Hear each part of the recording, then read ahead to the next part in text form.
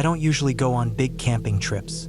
I like the idea of the woods, the quiet, the simplicity, but I'm more of a weekend hiker than an off-grid guy.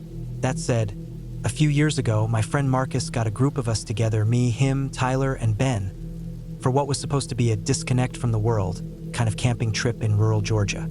Marcus was always into survivalist stuff. He'd spend weeks researching new trails, backwoods spots, and gear. He found a patch of state-owned land way off the beaten path.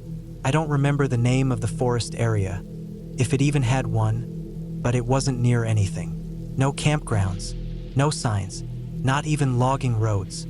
We parked our cars down a gravel pull-off and hiked for about 6 miles into the trees. The weather was decent for late summer, humid, but no real threat of storms. I remember how quiet the woods felt. No traffic sounds, no planes, not even distant barking dogs or chainsaws. Just woods, thick pines, heavy underbrush, and soft dirt underfoot. It didn't even feel like the kind of place people went anymore. We set up camp near a shallow stream that ran through a small clearing. It wasn't perfect, but it was flat and we had access to water. We each brought our own tents. The plan was to stay 3 nights. Just a long weekend with no phones, no work, no stress. The first day was normal. We gathered firewood, filtered water, made food, talked about sports, girls, whatever. Normal stuff. That night, we sat around the fire until close to midnight, just talking and listening to the forest. A couple owls called, and there were some rustles in the bushes, but nothing unusual. The second day, we woke up early and decided to hike further into the woods without our packs. Just some water bottles, a hatchet, and a flashlight just in case. Marcus said he saw something on the satellite view that looked like an old foundation or maybe a fire tower. We didn't find a tower. We did find something else. It was a little past noon when we found the hatch. We weren't on any real trail, just moving through a mess of ferns, brambles, and uneven ground. Tyler almost stepped on it. The thing was covered in moss and dead leaves, barely visible in the middle of a shallow depression in the dirt. At first, we thought it was just a flat rock or part of an old septic system. But it wasn't. It was metal, thick steel, rusted around the hinges but solid.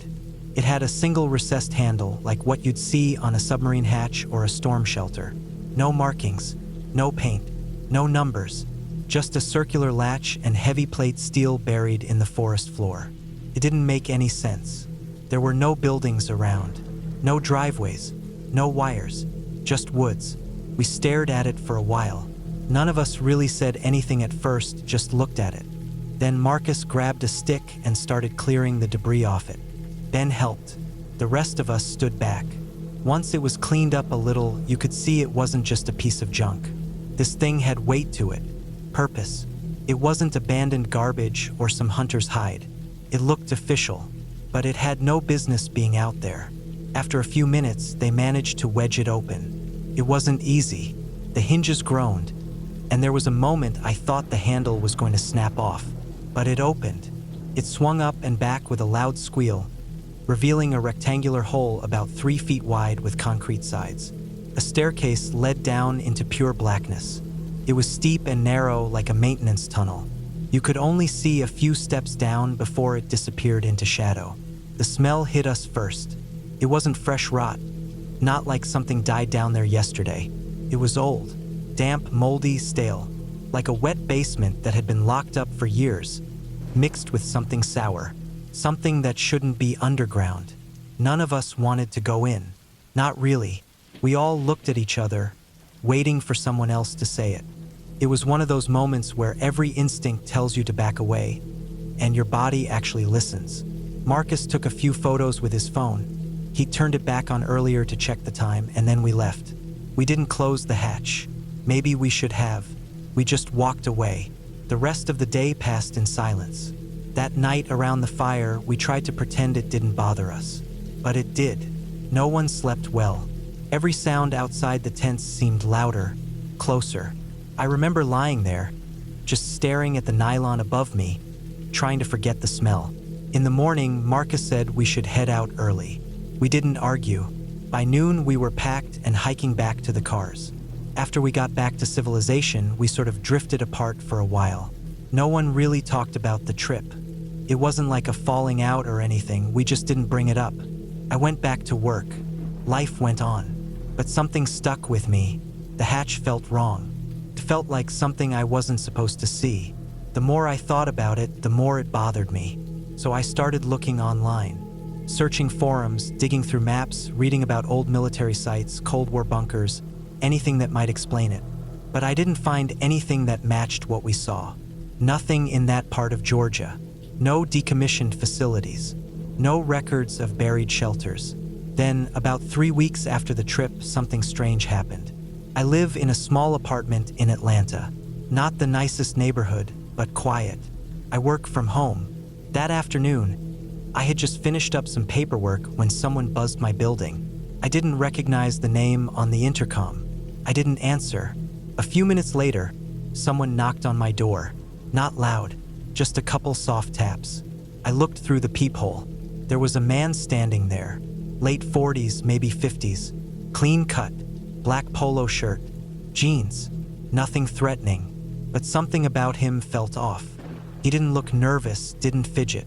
He just stood there, facing the door like he already knew I was behind it.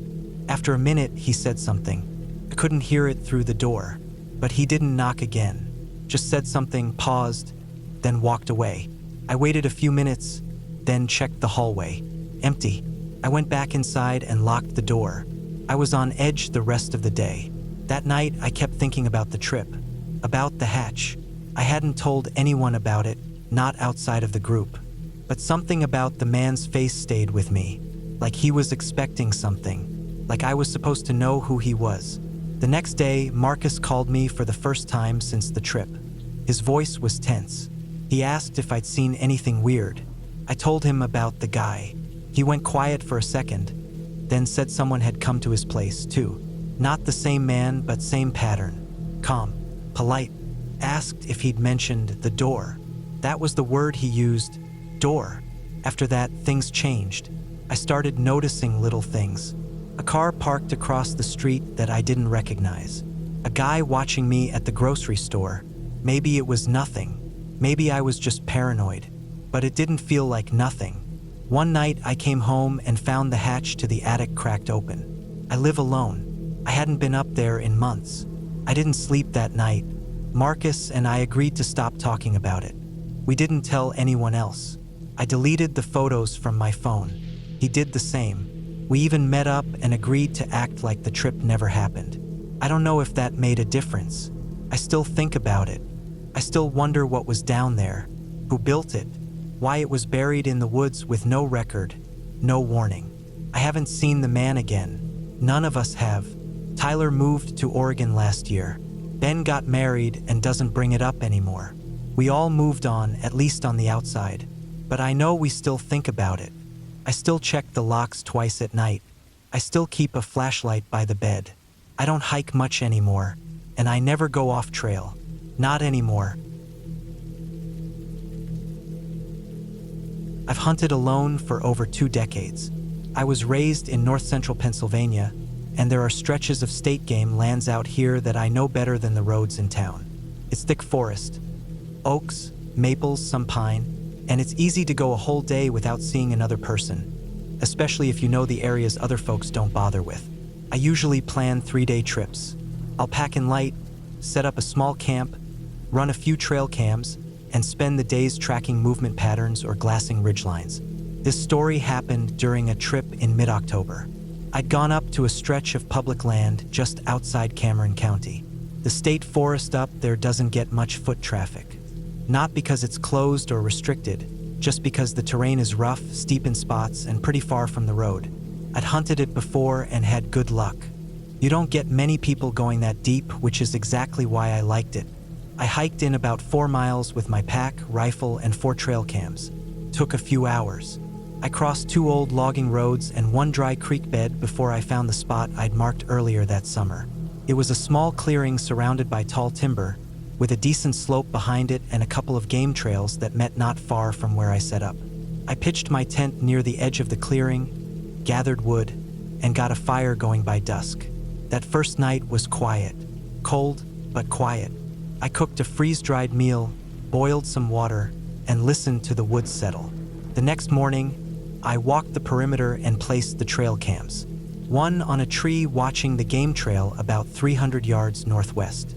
Another pointed at a scrape I'd seen on a birch the last time I was out there.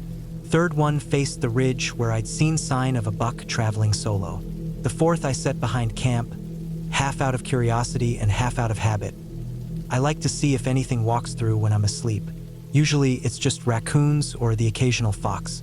I spent most of that day moving slow, glassing and watching for movement. I saw a few dozen in the distance and heard a pair of squirrels chasing each other through the leaves. Pretty standard.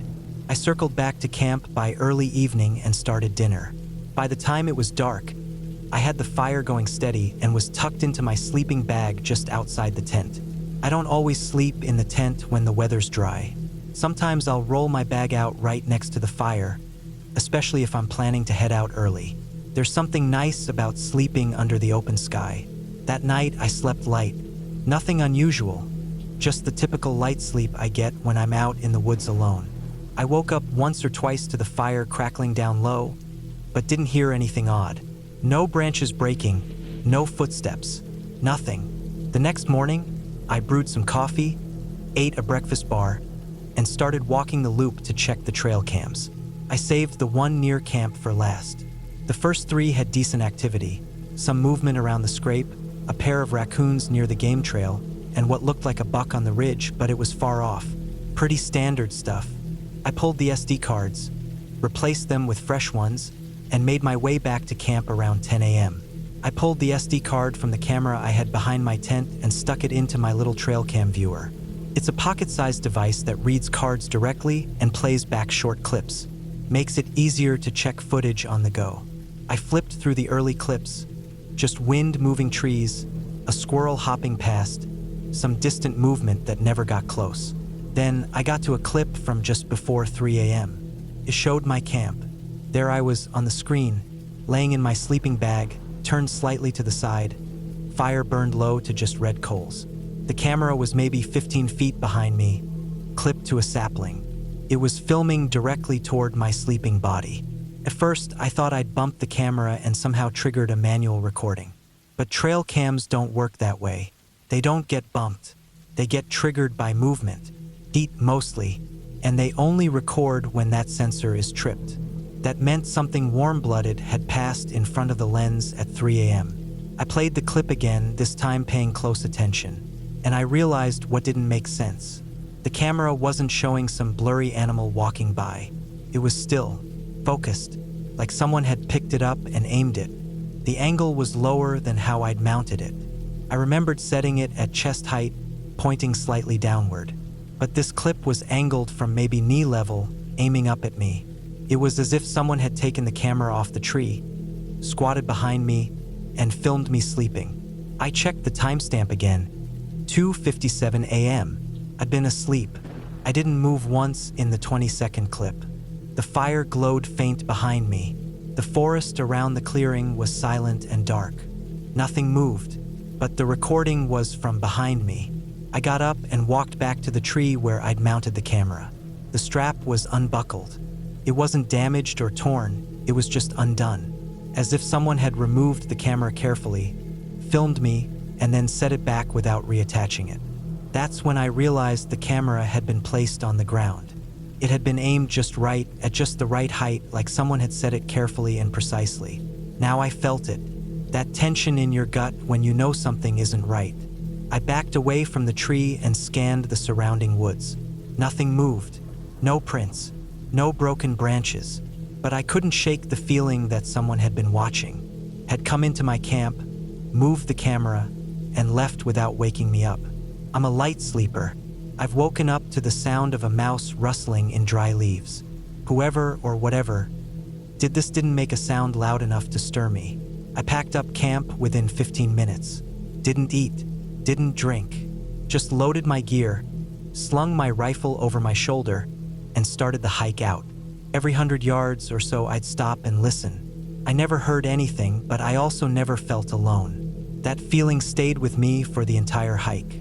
Like eyes were on me, like someone was just out of sight, watching, walking, waiting.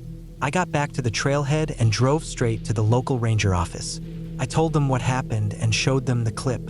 The guy behind the counter watched it, looked up at me, and asked where I'd been camping. I gave him the coordinates. He wrote it down, didn't say much, just said they'd check it out. I pressed him, asked if anyone else had reported strange things out there. He paused, then said, "We've had a few complaints over the years. Nothing concrete. Just people saying they felt like they were being watched." That was it.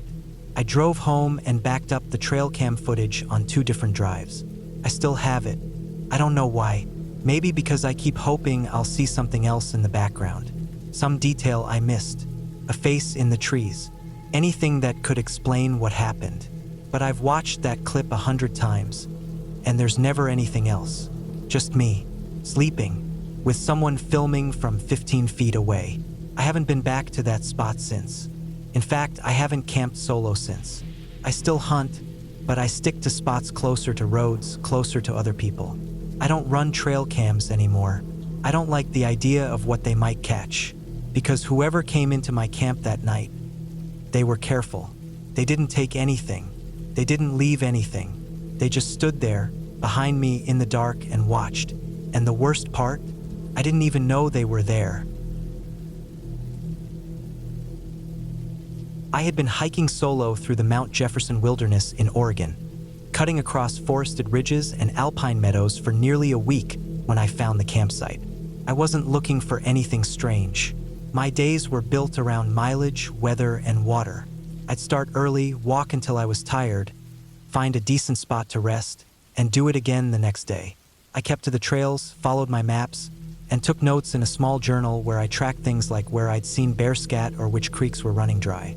I wasn't the kind of guy to go looking for mysteries, but this one found me. It was the 5th day of the trip. I'd started early that morning from a ridge overlooking a wide valley, planning to follow the trail down into a cluster of lakes nestled in the trees. I'd seen no one for 2 days, not a single boot track or voice in the wind, and that wasn't unusual this time of year. Most folks didn't go out solo, and the trails in this part of the wilderness weren't the most popular. Around midday, I passed through a thinning stretch of forest and spotted smoke curling lazily above the trees ahead. Thin, white, barely visible, but real. My first thought was wildfire. I stopped in my tracks, crouched down, and studied it. But the smoke wasn't rising the way wildfire smoke usually did. Fast, dirty, rising high. It was slower, more controlled, like from a campfire. That made me pause. There was no marked campsite in that direction. No trail leading there, just unbroken forest. I figured it was another backpacker, maybe someone camping off-trail. I could hear nothing, no talking, no movement. So I approached slowly, partly out of caution, partly out of habit. I've seen some odd setups in the backcountry before. People who shouldn't be out there, or people who didn't want to be found. I stepped off trail and moved through the trees toward the smoke, my boots crunching the soft forest floor. After about 50 yards, I saw the tent. It was green, dome-style, half collapsed on one side as if the pole had been knocked loose or kicked inward. A blue sleeping pad stuck out from the open door, crumpled like it had been hastily dragged or shifted. A backpack leaned against a fallen log nearby, still zipped up. There was a small campfire ring, and to my surprise, the fire wasn't just smoldering. It was still burning. That's what really caught me. The fire was low but alive. The heat rolled off it, warm and pulsing. A small pan sat on a flat rock near the fire, half full of what looked like instant rice and beans. I could still smell it, savory, salty, just slightly burned. There was a spork dropped in the dirt beside it. A water bottle rested upright a few feet away, and the cap was off. It was all fresh, alive, like whoever was camping there had just stood up and walked off. I looked around. There were no boot prints beyond the ones already scuffed into the dirt near the fire. No signs of a struggle. No torn fabric. No blood. No branches broken from someone crashing through. Just the forest. Quiet, windless, still. I called out once, but the sound felt too loud, intrusive, wrong somehow, so I let the silence return. I didn't know what to do. This wasn't like finding an old tent or an abandoned shelter from seasons past. This looked like it had happened maybe an hour ago, maybe less. I pulled out my phone, but there was no signal, which I expected. I checked the GPS, marked the coordinates, and wrote a note in my journal. Then I waited. I figured maybe the person had gone off to relieve themselves, gather firewood, or get water. I gave it 15 minutes, then 30. I walked a slow circle around the camp, looking for trails, footprints, anything. I found nothing, not a single clue about where they had gone. No nearby water source, either. By now, my skin was starting to crawl. Not from fear exactly, but from that feeling that something was wrong and I couldn't name it. I didn't want to disturb anything, so I left the site exactly as I found it and backed away the way I came in. I marked the trail intersection on my map, set a waypoint in my GPS, and hiked another 2 miles before setting up my own camp near a lake. That night, I didn't sleep well. I kept thinking about the half-eaten meal, the unzipped bag, the fire still going. I tried to reason it out. Maybe they had an emergency, maybe they panicked and ran. But why leave everything? Why not come back? The next morning, I decided to backtrack. Something in me needed to know. I hiked back to the site, expecting it to be the same, untouched. Maybe I could leave a note or figure out who it belonged to. But when I got there, everything was gone. The fire ring was still there, but cold, scattered, like someone had kicked it apart. The tent was gone. The backpack, the sleeping pad, the pan, all of it, even the spork. No trash, no sign of packing up. Just bare ground and disturbed pine needles where it had all been. Now I was rattled. I checked for boot prints again, any drag marks or tracks. Nothing, just forest. Whatever had happened there had been cleaned up, and not cleanly, hurried, scattered. Like someone came back in a rush and left in a bigger one. Still no signal. I hiked out the next day, pushed harder than usual, and didn't stop until I got back to the trailhead. At the ranger station nearby, I told them what I'd seen, gave them the coordinates, showed them my journal. The ranger I spoke to nodded slowly, didn't say much, just wrote it down. When I asked if they'd had other reports, he said, "We get odd ones sometimes. That's all." I pressed him, and finally he told me that every couple of years they get something similar. A hiker sees a camp, freshly abandoned. No sign of violence, no explanation. Sometimes it's just gear left behind. Other times it's like what I saw, still warm fires, food half-eaten. They always follow up, but never find anyone. Never get names. No one's reported missing. No car parked at the trailhead too long. Nothing. I didn't like that. I didn't like that at all. I've done a lot of hiking since then, across other states and regions, but that trip changed something for me. I stopped going solo as often, started checking in more, planning shorter loops. I never go off-trail anymore unless I have to, and I still think about that campsite, about what happened there, about what made someone leave so suddenly they didn't even finish their meal. I try to tell myself there's a logical reason, a mistake, a miscommunication. Maybe someone thought they saw a bear and ran, came back later to clean up. Maybe they got injured and were helped out. I try, but the truth is, it didn't feel like that. It felt wrong in a way I still can't explain. And sometimes, when I'm deep in the woods, alone again, I wonder if there was someone watching from the trees that day, someone I didn't see, but who saw me. I haven't been back to that part of Oregon since, and I don't think I ever will. I'd been planning the backpacking trip into the Pacific Northwest for months. Not just a weekend thing, either. I had set aside 2 full weeks to cut through part of the Cascades, mostly following logging roads and less traveled trails that looped out beyond cell service. I wanted quiet. I wanted isolation. That's always what I've looked for when I go into the woods. No sounds of traffic. No lights bleeding in from neighboring houses. Just me, the forest, and whatever I could carry. It was mid-September. The summer crowds had cleared out, and though the nights were colder, the weather was supposed to hold. I'd driven 6 hours up from Oregon and parked at a trailhead near a fire service road, then hiked in about 8 miles the first day. It was all uphill, dense with pine and hemlock, quiet except for birds and the occasional echo of water falling through the rocks. I remember thinking how perfect it was. Not a soul around. By the second day, I'd hiked another 10 miles in climbing higher. The terrain got steeper, the trees older and thicker. I camped near a stream that cut through a little ravine. I spent the evening filtering water, eating instant rice and tuna, and writing in a little notebook I kept tucked in the top flap of my pack. Nothing unusual. Then that night, just as I was starting to fall asleep, I heard something that made every hair on my neck stand up. It came from maybe a few hundred yards off, deep in the trees uphill from where I was camped. It was a scream. At first I thought it was a person. It sounded high-pitched and shrill, but there was something wrong with it. Something off.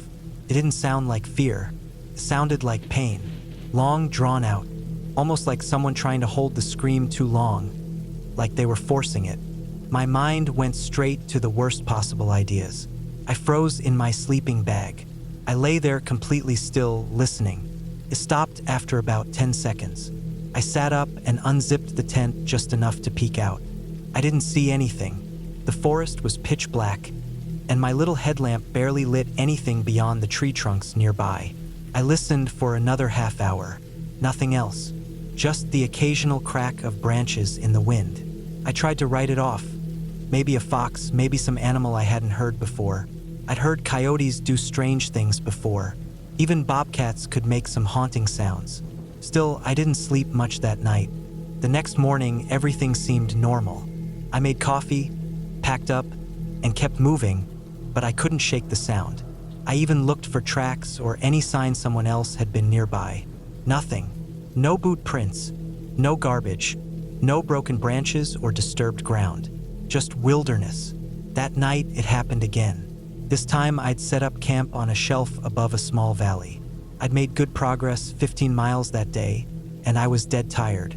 I boiled water, ate a freeze-dried meal, and crawled into my tent around 8. It was fully dark by then. Quiet. Not even a breeze. I remember feeling better, thinking maybe the scream had just been some weird one-off. Then it came again. Same sound. A high, desperate scream, only this time it was longer. Maybe 20 seconds and louder. Closer. My heart was racing as I sat up in my tent again. It wasn't human. Couldn't be. But it wasn't an animal I recognized either. I grew up around forests. I've spent nights in the backwoods of Montana, Idaho, Alaska. I've heard bears, moose, elk, bobcats, mountain lions. This wasn't like those. It sounded like a woman, but not quite. The tone was wrong. It had the rhythm of something pretending to be human, like it knew what a scream should sound like, but hadn't quite gotten it right. I didn't sleep at all that night. The next morning, I nearly turned back, but I'd come so far and the weather was still good. I told myself it had to be an animal, a mountain lion maybe. Some people said they could sound like a woman screaming, and I was alone out here. No cell service. The map showed no ranger stations for another 2 days hike. I pushed forward. I didn't hear anything for 2 nights after that. I even started to feel foolish for being so scared. I convinced myself it was a mountain lion in heat or something equally strange but explainable. The woods do weird things with sound. Maybe I just caught it at a weird angle or time. But then on the 5th night, I met other hikers. I'd come across their tracks earlier in the day, new boot prints in the dirt, wrappers from a name-brand protein bar I didn't carry. Around 3 in the afternoon, I caught up with them. 3 guys, probably in their 30s like me, all experienced hikers. We stopped at the same creek to filter water. I didn't ask to camp with them, but we sort of fell into step the rest of the day and wound up making camp in the same clearing. That night, as we all sat silently by our own tents, just finishing up our meals, we heard it again. The scream, louder than before, much closer, so loud it echoed through the trees and seemed to bounce off the cliffs nearby. One of the guys stood straight up and turned off his headlamp. None of us said a word. We just listened. 10 seconds later, it came again. A long, horrible scream. Same tone, same cadence, almost human. It came from maybe 100 yards away, behind a thick wall of fir trees. None of us moved. None of us said anything. After the 3rd scream, we all just quietly turned and went back to our tents. I didn't sleep at all, just stared at the nylon wall of my tent, trying not to imagine what was on the other side of it. Around 2 in the morning, I heard one of the other guys unzip his tent and walk out. Then nothing. I waited, expecting to hear footsteps or a whisper. Nothing. In the morning, he was back in his tent. He wouldn't look me in the eyes when I saw him. He just packed quickly and said he was turning back. The other 2 said nothing, just followed him. I didn't blame them. I stayed behind. I don't know why. Maybe pride. Maybe I didn't want to believe that a sound could scare me out of the woods. I told myself I'd finish my loop and hike out in 4 days. Big mistake. The 7th night, it didn't scream just once. Came again and again. 5, 6, 7 times. And every time it came from a different direction. First downhill, then behind me, then to my left. Sometimes minutes apart. Sometimes seconds. It didn't make sense. Nothing could move that fast through thick woods in the dark. Not without making more noise. Not without crashing through brush or breaking limbs.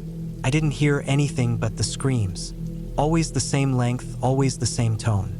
That's when I realized it was repeating. Exactly repeating. Each scream was the same. Not just in tone, but in rhythm. Like a recording. Like someone had taken a real scream and was just playing it through speakers, moving them around. That was the most terrifying part. It was too similar.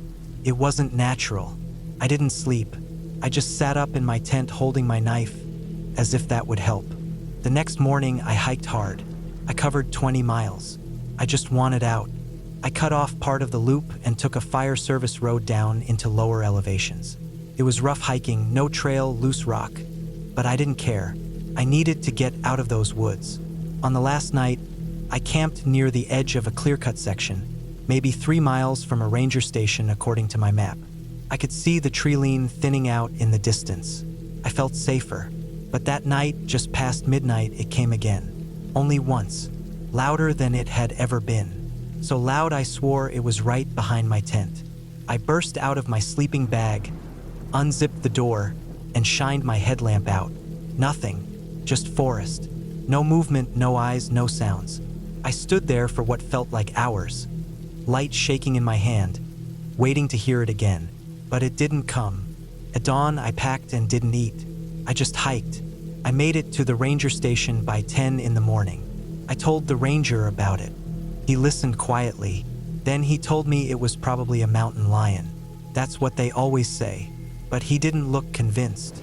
He just stared at me a second longer than he needed to before saying it again. Probably a mountain lion. Then went back to his paperwork. I filed a report. Not much else to do. Later, I looked online. I found a few forums and posts buried in backwoods hiking threads. Other people had heard it, some even in the same region. A few had audio clips. I listened to them over and over. Same scream, same tone, same length. Every person said the same thing. It sounded too human. And every ranger told them the same thing. Probably a mountain lion. I haven't been back in the woods since. Not alone. Something is out there. Something that knows how to mimic. Something that knows how to scare people just enough that they leave, but not enough that anyone believes them. I don't know what it was. I won't say what I think it was, but I know what I heard, and I know it was real. I had been camping solo for years. California was my favorite place for it. Vast public lands, varied terrain, plenty of remote spots where you could disappear for a weekend or more. I'd done it all, from the Sierra Nevada trails down to the coastal redwoods. I liked being off-grid, away from work, people, and the noise that comes with both. I worked in a small IT office in Sacramento, so long stretches of quiet suited me just fine. Most of the time, nothing unusual happened on these trips. I hiked, fished, ate simply, and slept early. But this one weekend stuck with me. I still don't understand what I saw or why it happened. And even after all this time, I've never been able to shake the feeling that something was off. Not just that night, but with the whole area. I had chosen a national forest east of Redding. I won't name it because part of me still doesn't want anyone going up there. I had driven up early on a Friday morning, reaching a remote dirt road by noon. I had mapped out a good area on satellite images the week before, a clearing near a stream with thick forest all around it, about 6 miles from the nearest paved road. I parked at the edge of a logging access path, shouldered my pack, and hiked in. The trail was rough and barely used, but I liked that. It meant no one else would be around. The weather was dry and cool for late spring. It was perfect. I set up my tent in the middle of the clearing with the door facing the stream. The ground was soft with dry pine needles and moss, and I made a fire pit with some stones I found nearby. I had enough food for 3 days and planned to hike around during the day, maybe read in the hammock, just enjoy the quiet. I didn't bring a gun, but I had bear spray and a fixed blade knife on my belt, like always. I'd never had a reason to use either one before. The first night was uneventful. I cooked over the fire, cleaned up, and zipped into my tent by 9:30. It was dead silent, not even wind. That's something you notice out there, how complete the quiet can be. I slept fine. Woke up early the next morning and did a loop around the ridge behind my site. It was steep and slow going, but worth it. I saw 2 deer, some turkeys, and what I think were mountain lion prints in the dry stream bed up there. I didn't linger, got back to camp by early afternoon, ate a simple lunch, and then spent the rest of the day near the stream, just resting. As the sun went down on the second day, I started to feel a little unsettled. Not scared, but something small. A kind of restlessness I couldn't explain. I chalked it up to being alone and tired. Sometimes when your mind isn't busy, it starts picking at shadows that aren't there. Still, I checked around my site before nightfall. No tracks, no noises, no signs of anything out of place. I made dinner, cleaned up, and got in the tent early again. I had a book with me and a headlamp, and I read for a while before turning off the light. My sleeping bag was warm and comfortable. I drifted off quickly. Then I woke up, just snapped awake. I knew it was late but couldn't tell the exact time. It was dark. So dark that I couldn't see the shape of the tent around me until my eyes adjusted a little. The forest was silent again, but something had pulled me out of sleep, and I didn't know what. I lay still for a minute, listening. No wind, no insects, no owls, just nothing. Then I heard it. A sharp crack above me with snapping. Not a branch falling from a tree, but a crack like pressure being put on something dry. Then another one, slightly closer. My heart picked up a little. I turned my head toward the roof of the tent. I couldn't see anything, just the vague curve of fabric in the dark. But the sound was definitely above me. I reached slowly for my headlamp, clipped near the top of my sleeping bag. I didn't unzip the bag or move too much, just got my fingers around it and switched it on. The beam hit the tent roof and showed nothing unusual. But then I heard another crack, even louder, directly over the tent. And then I saw something move, a shadow crossing over the thin nylon, something blocking the light from above for just a split second. Something was in the tree above me. I felt cold, not scared yet, just that sharp, stomach drop feeling you get when something doesn't make sense. I sat up slowly and unzipped the bag. I slid my legs out and crouched quietly near the tent door. The forest outside was still pitch black. I unzipped the front flap just enough to stick the headlamp out and aimed it up into the branches above. That's when I saw him, a man. He was crouched on a thick limb about 15 feet up in a tree directly above my tent. He wasn't moving. He wasn't saying anything, just squatting there, one hand gripping the trunk, the other arm resting on his knee. He was facing down, looking straight at the tent. He didn't flinch when the light hit him. We just stared at each other, me from inside the tent, him from the tree. His face wasn't visible clearly, just the shape of it. He had short hair or maybe a shaved head. He looked lean. His clothes were dark. I couldn't make out much more than that. I think he blinked, but he didn't look away. He didn't run. He didn't shout. He just stayed there, crouched like an animal, watching. I don't remember deciding to move. I just yanked the zipper open the rest of the way and stood up fast. I kept the light on him. For maybe 2 seconds, he still didn't react. Then, slowly, he turned and started to climb down the tree. Not rushed, not panicked, just like he'd decided it was time to go. I backed away from the tent toward the fire pit. I didn't have anything in my hands except the headlamp, which I kept aimed at him. He dropped to the ground and stood up.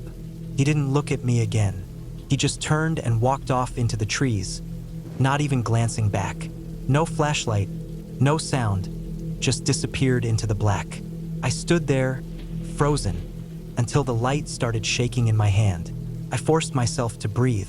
I scanned the woods in every direction, but there was nothing, not a sound. I waited like that for 15 minutes. Then I packed. I didn't bother folding anything.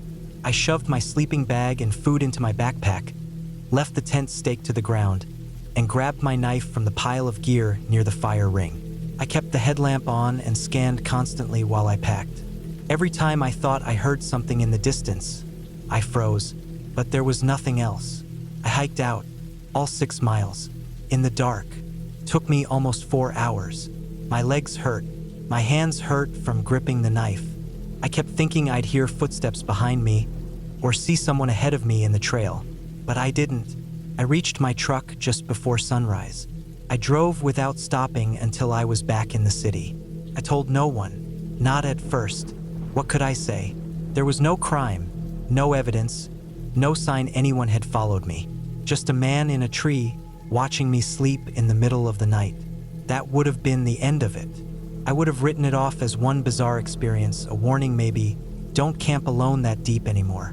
But something else happened about a week later that made me think twice. I live in a 2nd-story apartment in Sacramento. Nothing fancy. I work from home most days and keep the blinds closed. One morning, I stepped out to get groceries around 10. I came back an hour later and noticed a slip of paper tucked into the crack of my doorframe. It was folded twice and had no name or writing on the outside. I opened it. It just said one thing written in what looked like pen. Did you tell anyone about the man in the tree? No name, no contact, no signature. I looked around the hallway. No cameras in my building. No neighbors nearby.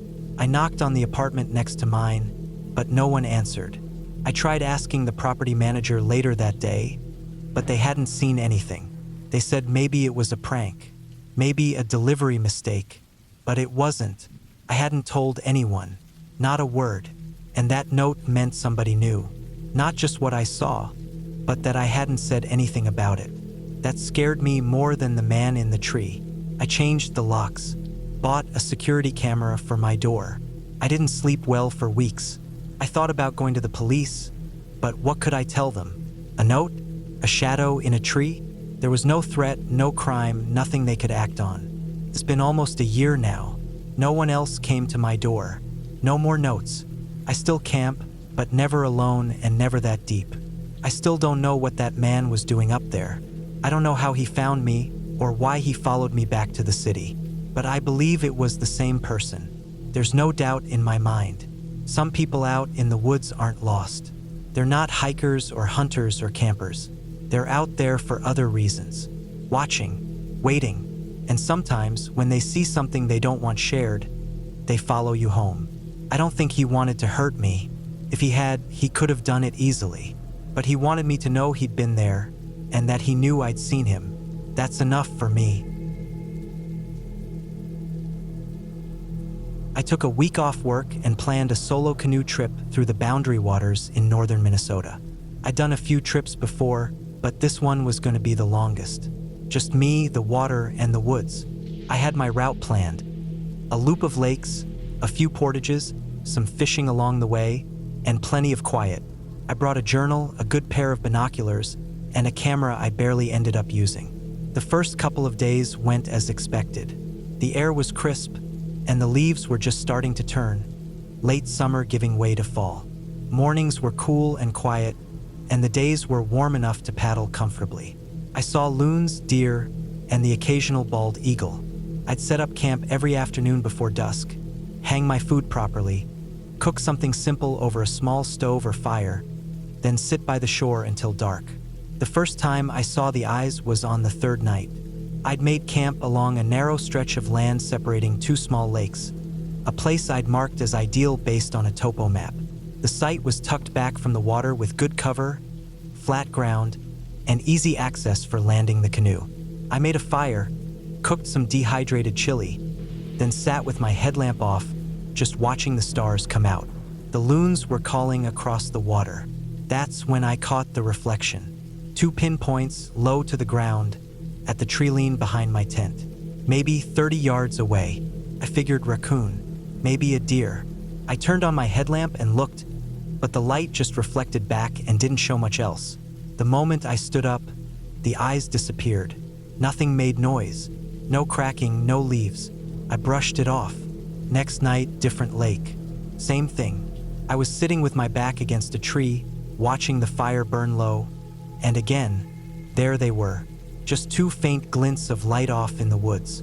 This time closer, maybe 20 feet back, off to the side where the trail to the water ran. Same height, same unmoving stillness. I got up, turned on my headlamp, walked a few steps, and again, they disappeared. No noise, no scampering. I waited a while with the light on, but nothing. I walked over eventually and scanned the area, but saw no tracks. Ground was soft enough that I should have seen something.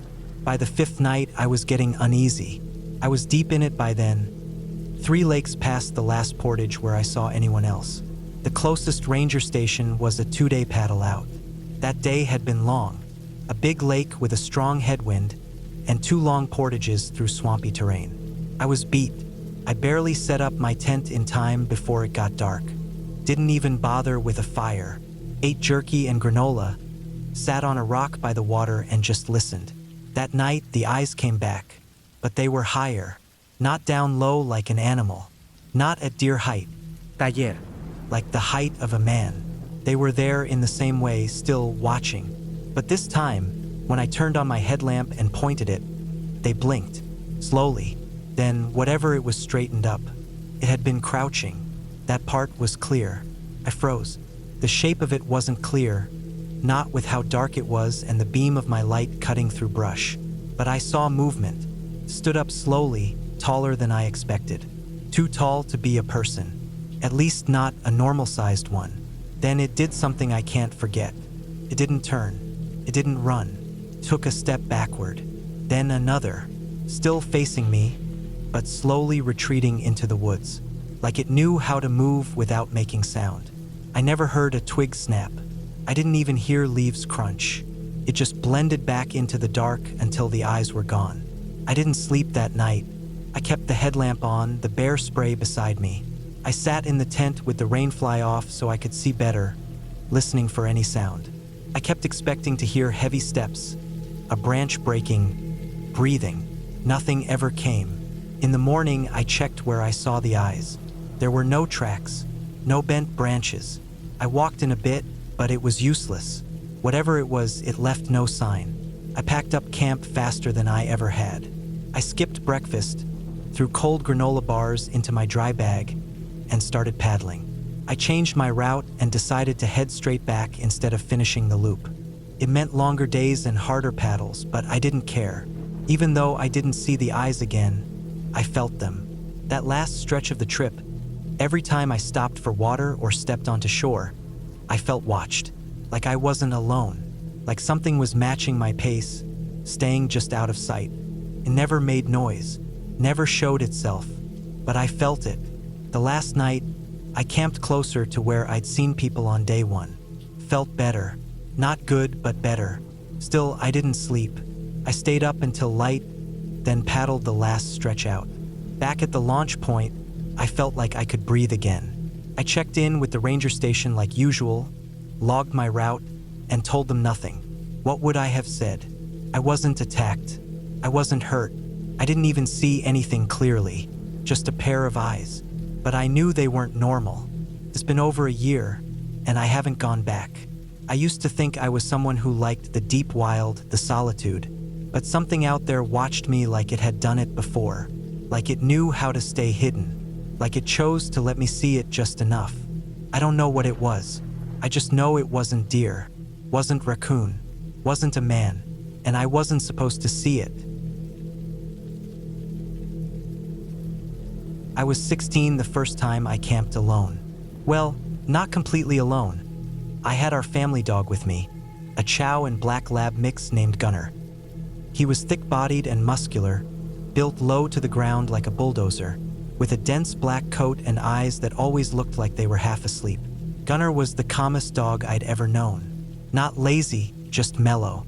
You could step on his tail by accident and all he'd do was shift over a bit without even lifting his head. That's what made what happened up there in northern Michigan hit so much harder. My family had this patch of land near the edge of the Huron-Manistee National Forest. It was pretty remote, a couple miles from the nearest dirt road, mostly hardwoods with some pines and open pockets of ferns. We'd owned it for years but didn't build on it. It was more of a place we'd hunt during deer season or camp once or twice a year. That summer, I asked if I could go up there alone for a couple nights. Just me and Gunnar. I guess I was trying to prove something, probably to myself more than anyone else. I got dropped off on a Thursday afternoon with my backpack, a small cooler, some gear, and a canvas tent that I'd set up a few times in the backyard before. It was hot and sticky, the way northern Michigan gets in August, thick with mosquitoes and buzzing things. I found a nice clearing a little downhill from where the old deer blind was, just out of view of the overgrown two-track that led in from the south. I pitched the tent there, close to a big maple that gave some shade but not enough to block the little bit of breeze that occasionally pushed through. That first day was uneventful. I gathered some wood, got a fire going with dry pine bark, made a small dinner, some hot dogs and beans. Gunnar just lay in the dirt beside me, watching the woods like he always did, never tense, just alert in his own passive way. That night, I crawled into the tent with him at my feet and fell asleep easily, listening to the insects and frogs outside. The second day started just as calm. I did some hiking around the property, marked a few trees with tape, tried to find the stream I remembered crossing when I was younger but didn't locate it. I didn't go far. I didn't want to get turned around, and I didn't have GPS, just a compass and map that were more for show than function at that point in my life. Still, I felt good. I was enjoying the solitude. Gunnar stayed close but never acted nervous or concerned, just his usual mellow self.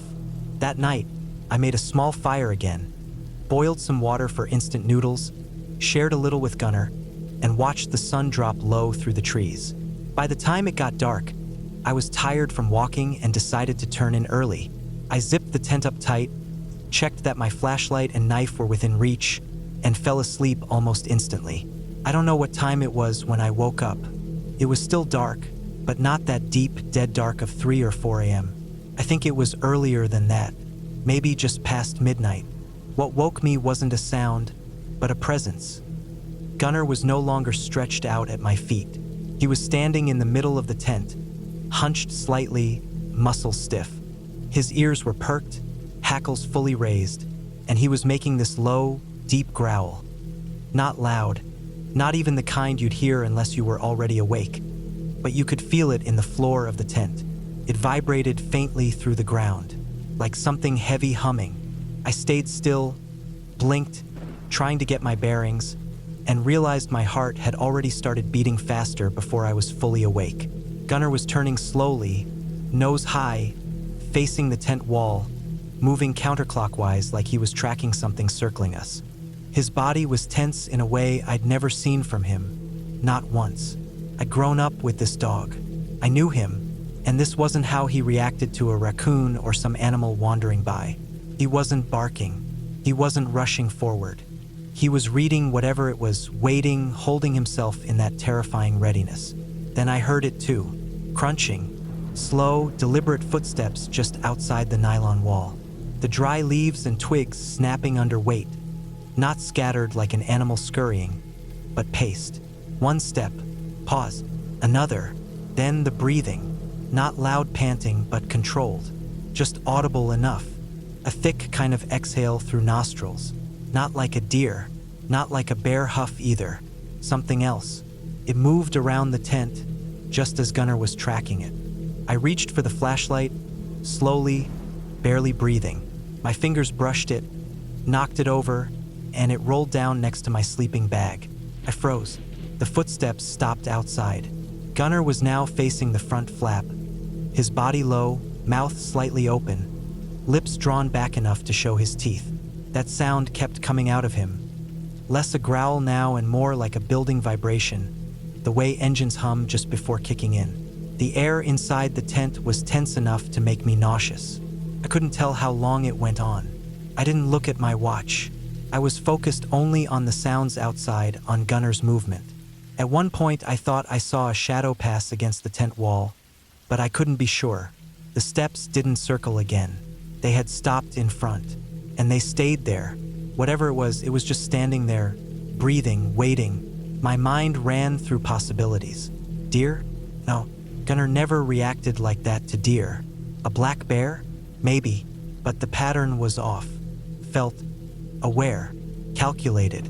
Minutes passed. Gunner didn't move from the flap. I stayed frozen, gripping the flashlight in one hand now, but I didn't turn it on. At some point, slowly, so gradually I didn't notice until it was happening, Gunner began to ease down into a sitting position, never turning his head, just lowering his body. His ears were still perked, eyes fixed, but his growl faded. His breathing slowed, still focused, still alert, but no longer on edge the way he had been. I followed his lead and didn't move. We sat like that, staring at the flap, for what felt like hours. The footsteps never returned. The breathing stopped. Whatever had been out there either left quietly or had simply stood still long enough for Gunner to eventually feel it wasn't an immediate threat anymore. But even then, he never laid down. He didn't relax the way he normally would.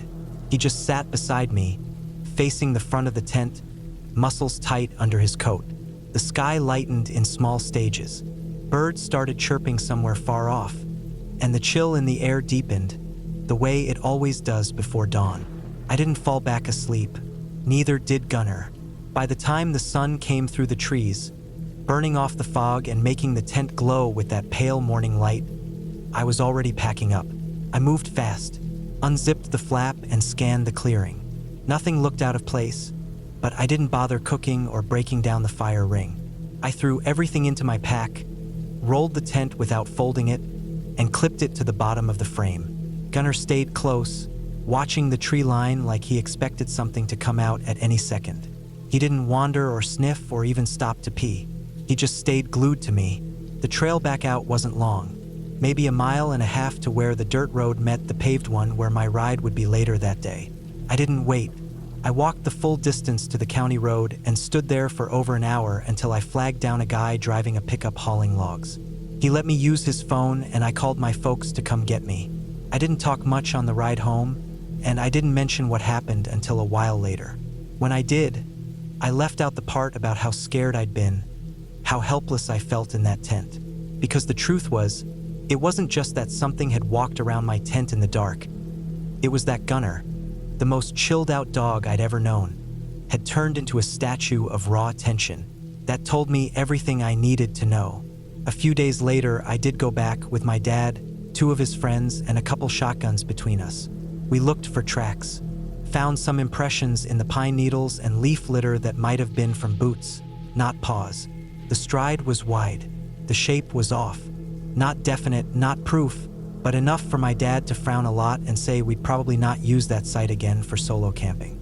I've camped many times since, but never alone again, and never without something more substantial than a flashlight at arm's reach. The woods can be peaceful, quiet, even healing, but they can also be indifferent, and sometimes, just sometimes, they're not as empty as they seem. And Gunner, he lived a good long while after that, but he never went back into that part of the woods again. And I never asked him to. I've always liked hiking alone. I'm not antisocial or anything. It's just easier that way. No waiting on someone to catch up. No small talk when all I want is silence. And no arguments about how many miles to push before dark. I do my planning right, I take good gear, and I always let someone know where I'm going. That weekend, it was supposed to be a simple 3-day loop through one of the less traveled parts of the Monongahela National Forest in West Virginia. The route followed a mix of old fire roads and single-track trails, with long stretches where cell service was non-existent. That's what I liked about it. Just the woods, the trail, and time. The first day went normal. I started late morning and made it to my planned site by early evening. It wasn't anything fancy, just a flat patch of ground near a shallow creek. I got my tent up, made a quick meal, and turned in early. I didn't hear anything overnight, just wind through the trees and the steady trickle of the stream. Exactly what I'd hoped for. Second day, I woke up to a cool breeze and some fog clinging to the underbrush. I had maybe 12 miles planned, mostly uphill. It was uneventful until late afternoon when the trail narrowed and started climbing steeply along a ridge. The trees grew denser, blocking a lot of the late-day sun, and the temperature dropped. I noticed the change mostly because I'd started sweating hard going uphill, and now the breeze felt colder against my skin. Still, nothing seemed out of place. No reason to be on edge. I was probably an hour away from where I planned to camp when I first heard the sound.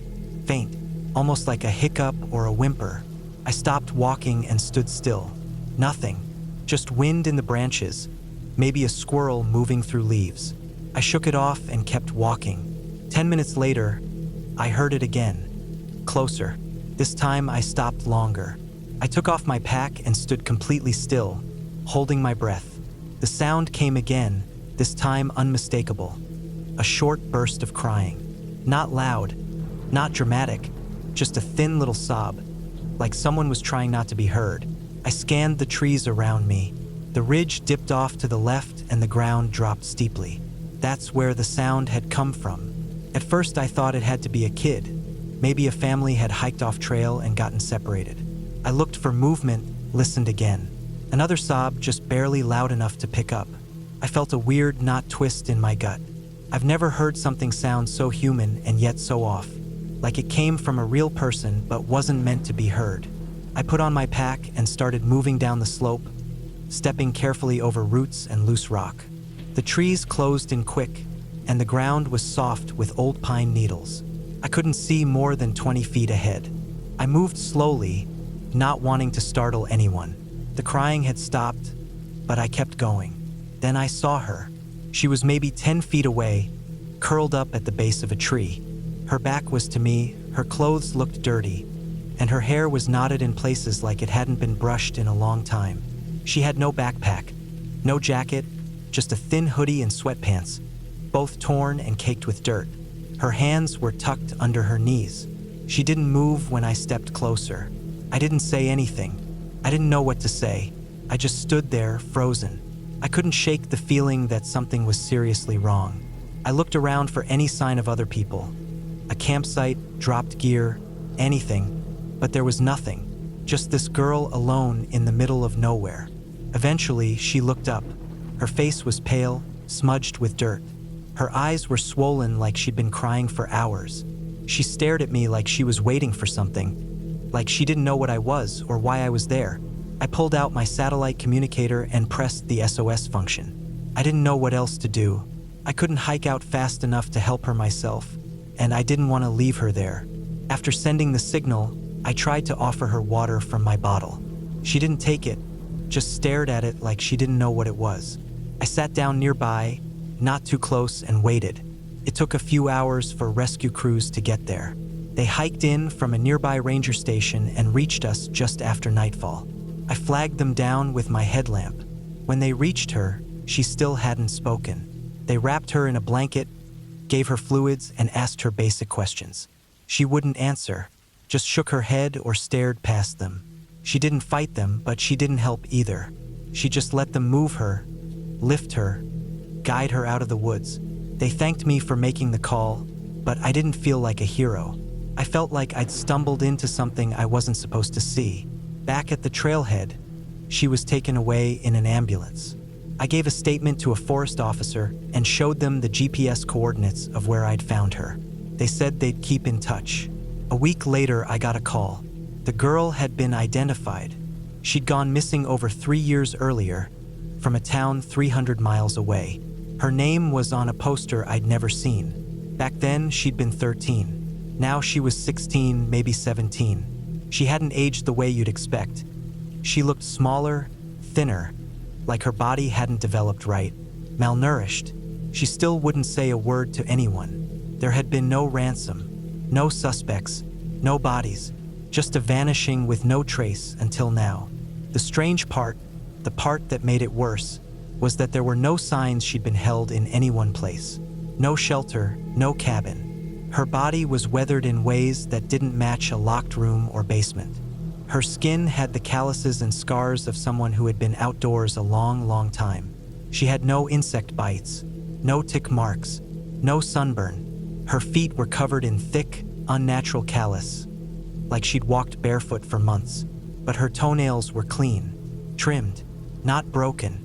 Investigators searched the area for weeks after. They found no other sign of habitation. No hidden shelter, no disturbed ground, no evidence of campsites, nothing. They questioned me again, asked about people I'd passed on the trail, about any odd vehicles near the forest access roads.